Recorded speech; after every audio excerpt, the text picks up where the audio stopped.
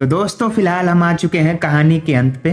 जैसा कि आपको भी पता है कि हम लोग चित्रलेखा उपन्यास की चर्चा कर रहे हैं, जो कि भगवती चरण वर्मा जी के द्वारा लिखा गया है और ये एक कालजयी उपन्यास है। इसके जो केंद्र में है वो पाप और पुण्य है। तो चलिए दोस्तों, आज इसका आखिरी और 22वां परिच्छेद शुरू करते हैं। चित्रलेखा लौट आई, पर वह बीजगुप्त से न मिली। बीजगुप्त से मिलने का उसको साहस न था। वह बीजगुप्त के प्रति अपराधिनी थी। उसने यह अनुभव किया। वह सीधे अपने स्थान को गई। चित्रलेखा ने अपने ऐश्वर्य सदन में ही साधना का जीवन व्यतीत करना आरंभ किया। इस जीवन में उसने शांति का अनुभव किया। वह पश्चाताप की अग्नि में सहर्ष जलने को तैयार थी। उसे अपने से ही घृणा हो गई। उसका कार्यक्रम दिन रात का रोना था। वह बीजगुप्त से प्रेम करती थी। बीजगुप्त के प्रति उसके हृदय में कितना गहरा प्रेम था, उसने उतने दिनों के वियोग के बाद अनुभव किया। पर वह अब भ्रष्ट हो चुकी थी। कुमारगिरी के पागलपन और मूर्खता के एक छोटे से क्षण में आत्मसमर्पण करके वह बीजगुप्त से इतना प्रेम करती थी कि वह बीजगुप्त को धोखा न देना चाहती थी।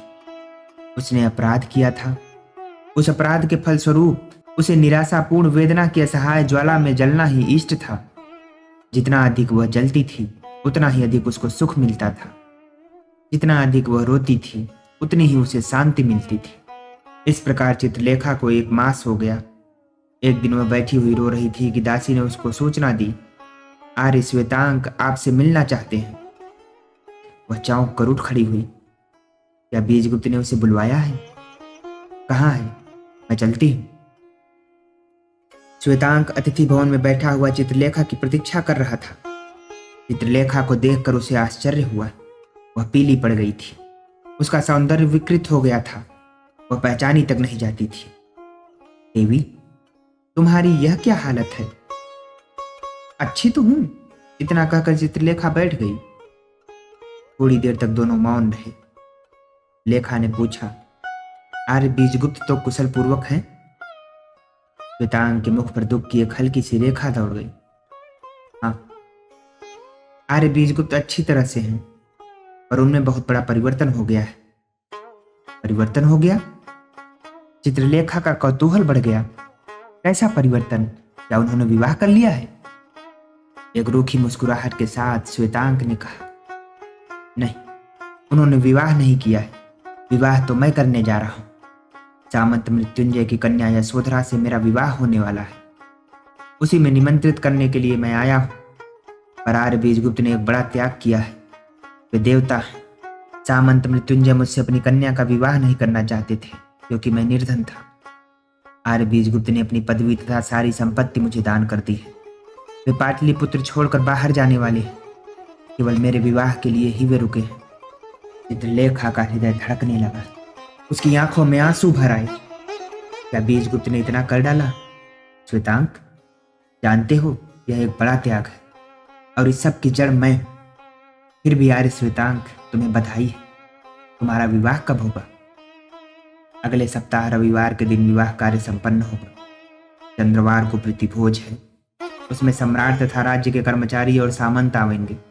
देवी, प्रीतिभोज में तुम्हारी उपस्थिति आवश्यक है। चित्रलेखा ने कहा, श्वेतांक, मुझे क्षमा करो। मैं किसी दूसरे दिन आऊंगी, पर प्रीतिभोज में ना आ सकूंगी। मैंने एक दूसरा ही जीवन अपना लिया है। उस उत्सव में मेरा जाना उचित नहीं है। देवी चित्रलेखा, तुम मुझे भाई कह चुकी हो। मेरा अनुरोध है। मैं असमर्थ हूं श्वेतांक। तुम जानते हो कि मेरा निश्चय अमिट होता है। मेरी तुम पर बहन की ममता है और बड़ी बहन की ममता है। मैं दूसरे दिन आऊंगा। जैसी तुम्हारी इच्छा। पर एक बात बतला देना उचित होगा। चंद्रवार की रात को ही आर्य बीजगुप्त देश पर्यटन को प्रस्थान करेंगे। फिर सोच समझ लो। आर्य बीजगुप्त उसी रात को प्रस्थान करेंगे? चित्रलेखा कुछ हिचकिचाई, पर एक ही क्षण में उसने दृढ़तापूर्वक कहा, पर इससे मुझको क्या? मेरा निश्चय अमिट है। श्वेतांक उठ खड़ा हुआ। जैसी इच्छा देवी। श्वेतांक का विवाह हो गया। प्रीतिभोज में सम्राट के साथ अन्य अतिथि आए। उस दिन बीजगुप्त सबका स्वागत कर रहा था। वह सबसे हंसकर बातें कर रहा था, पर उसका हृदय जल रहा था। चित्रलेखा की अनुपस्थिति उसे बुरी लगी। अंतिम बार पाटलिपुत्र छोड़ने के पहले वह चित्रलेखा को देखना चाहता था, पर चित्रलेखा न आई। भोजन के बाद सम्राट ने श्वेतांग को बधाई दी और उसको सामंत के नाम से संबोधित किया। इसके बाद उसकी दृष्टि बीजगुप्त पर पड़ी। बीजगुप्त को बुलाकर सम्राट ने उसका हाथ अपने हाथ में ले लिया। इसके बाद वे खड़े हो गए। सम्राट के साथ अन्य अतिथि भी खड़े हो गए। भवन में सन्नाटा छा गया। सम्राट ने आरंभ किया, बीजगुप्त, तुम एक महान आत्मा हो। तुमने असंभव को संभव कर दिखाया। तुम मनुष्य नहीं हो, तुम देवता हो। आज भारतवर्ष का सम्राट चंद्रगुप्त मौर्य तुम्हारे सामने मस्तक नमाता है। इतना कहकर सम्राट चंद्रगुप्त ने बीजगुप्त के सामने सिर झुका दिया। जितने अतिथि वहां खड़े थे सबके सिर एक साथ ही झुक गए। स्त्रियों के बीच से हिचकियों के साथ एक दबा रुदन फूट पड़ा। बीजगुप्त ने सम्राट के सामने झुककर कहा, महाराज, मैं इस आदर के सर्वथा अयोग्य हूं। आज मैं देश पर्यटन के लिए जा रहा हूं, एक भिखारी की भांति। आप मुझे अपना आशीर्वाद दें और विदा दें। इतना कहकर बीजगुप्त द्वार की ओर बढ़ा। अतिथि दोनों ओर एक पंक्ति बनाकर खड़े थे। उनके बीच से बीजगुप्त चला। बीजगुप्त के मुख पर एक दैवी मुस्कुराहट थी। अतिथियों ने उसमें एक तेज देखा। वृद्ध से लेकर बालक तक हाथ जोड़कर खड़े हो गए थे। बीजगुप्त वैभव तथा शक्ति के उस जमघट में से शांति और त्याग की गुरुता के साथ निकल गया। बाहर बीजगुप्त के सेवक खड़े थे। बीजगुप्त को देखते ही वे रोने लगे। बीजगुप्त एक क्षण के लिए रुका। उसने प्रत्येक व्यक्ति को देखा। के बाद उसने कहा, तुम श्वेतांग को मेरे ही समान समझना और तुम मुझे भूलने का प्रयत्न करना। सेवक और जोर से रोने लगे। कुछ लोगों ने एक साथ ही कहा, हम आपके साथ चलेंगे। बीजगुप्त ने गंभीर स्वर में कहा, क्या कहा? मेरी आज्ञा है कि तुम यहां पर रहो, कोई भी व्यक्ति यहां से न चले। लोग सहम कर पीछे हट गए। बीजगुप्त चल दिया। अर्धरात्रि बीत चुकी थी। नगर में सर्वथा शांति छाई हुई थी। बीजगुप्त धीमी चाल से बढ़ता ही गया। एक भिखारी की भांति वह पैदल जा रहा था।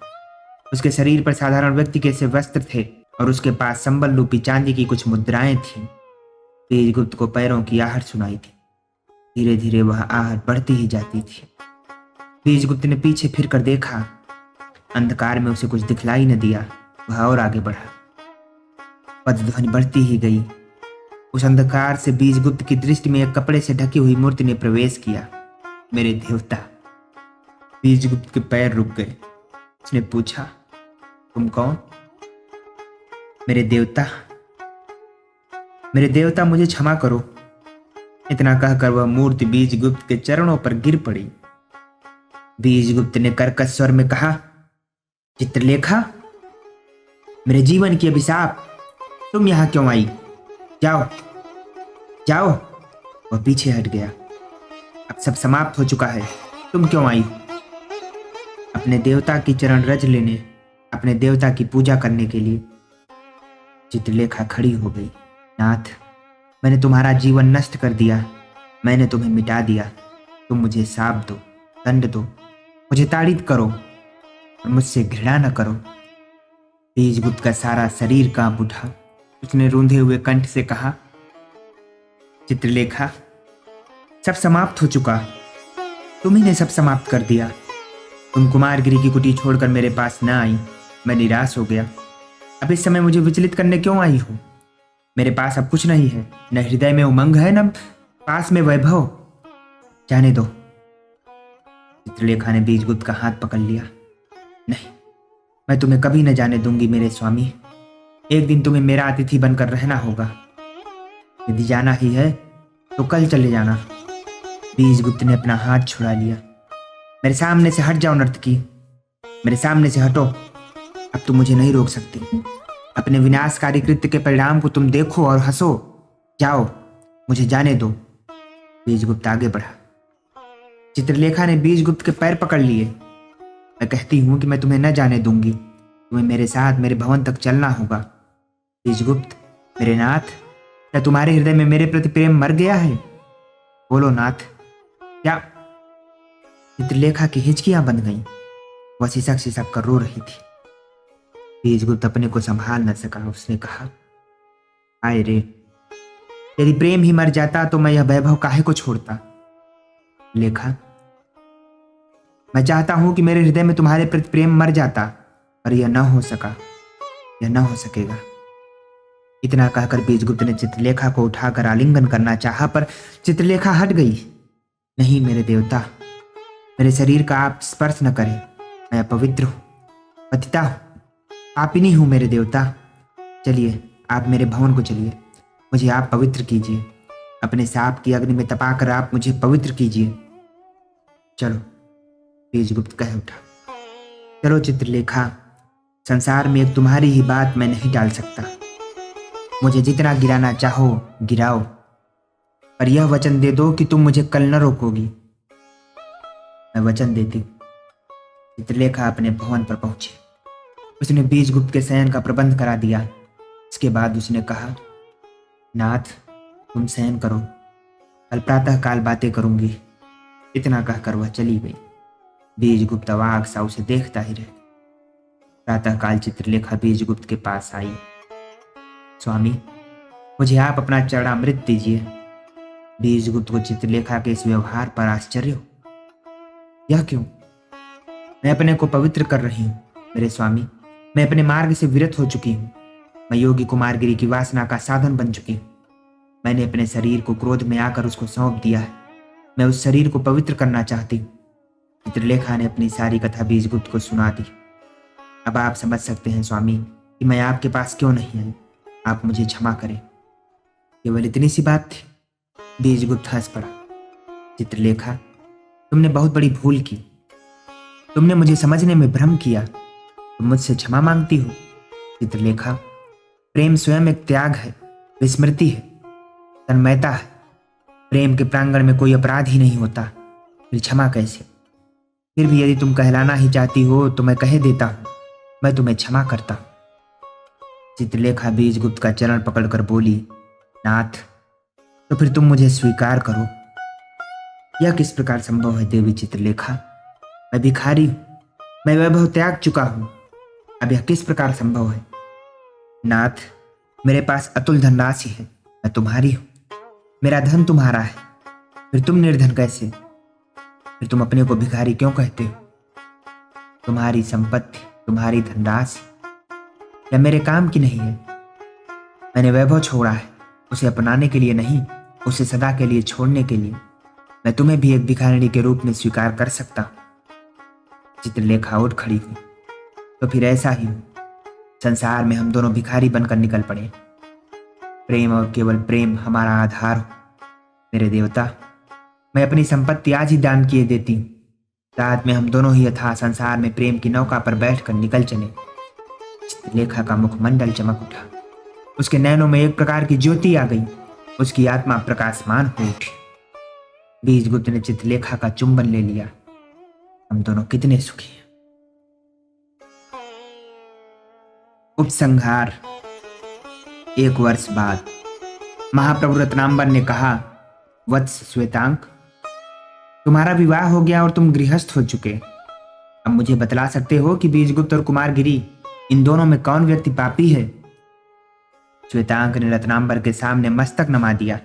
महाप्रभु, बीजगुप्त देवता हैं। संसार में वे त्याग की प्रतिमूर्ति है। उनका हृदय विशाल है और कुमारगिरी पशु है। वह अपने लिए जीवित है। संसार में उसका जीवन व्यर्थ है। वह जीवन के नियमों के प्रतिकूल चल रहा है। अपने सुख के लिए उसने संसार की बाधाओं से मुख मोड़ लिया। कुमारगिरी पापी है। और वत्स विशाल देव, तुमने योग की दीक्षा ले ली और तुम योगी हो गए। अब तुम मुझे बतलाओ कि कुमारगिरी और बीजगुप्त, इन दो में कौन व्यक्ति पापी है? विशाल देव ने रत्नांबर के सामने मस्तक नमा दिया। महाप्रभु, योगी कुमारगिरी अजित हैं। उन्होंने ममत्व को वशीभूत कर लिया है। वे संसार से बहुत ऊपर उठ चुके हैं। उनकी साधना, उनका ज्ञान और उनकी शक्ति पूर्ण है। और बीजगुप्त वासना का दास है। उसका जीवन संसार के घृणित भोग विलास में है। वह पापी है। पाप में संसार का वह एक मुख्य भाग है। रत्नांबर कह उठे, तुम दोनों विभिन्न परिस्थितियों में रहे और तुम दोनों की पाप की धारणाएं भिन्न भिन्न हो गई हैं। तुम लोग जा रहे, तुम्हारी विद्या पूर्ण हो चुकी है। अब अपना अंतिम पाठ मुझसे सुनते जाओ। संसार में पाप कुछ भी नहीं है। वह केवल मनुष्य के दृष्टिकोण की विषमता का दूसरा नाम है। प्रत्येक व्यक्ति एक विशेष प्रकार की मन प्रवृत्ति लेकर उत्पन्न होता है। प्रत्येक व्यक्ति इस संसार के रंगमंच पर एक अभिनय करने आता है। अपनी मन प्रवृत्ति से प्रेरित होकर अपने पाठ को वह दोहराता है। यही मनुष्य का जीवन है। जो कुछ मनुष्य करता है वह उसके स्वभाव के अनुकूल होता है और स्वभाव प्राकृतिक है। मनुष्य अपना स्वामी नहीं है, वह परिस्थितियों का दास है, विवश है, करता नहीं है, वह केवल साधन है। फिर पुण्य और पाप कैसा? मनुष्य में ममत्व प्रधान है। प्रत्येक मनुष्य सुख चाहता है। केवल व्यक्तियों के सुख के केंद्र भिन्न होते हैं।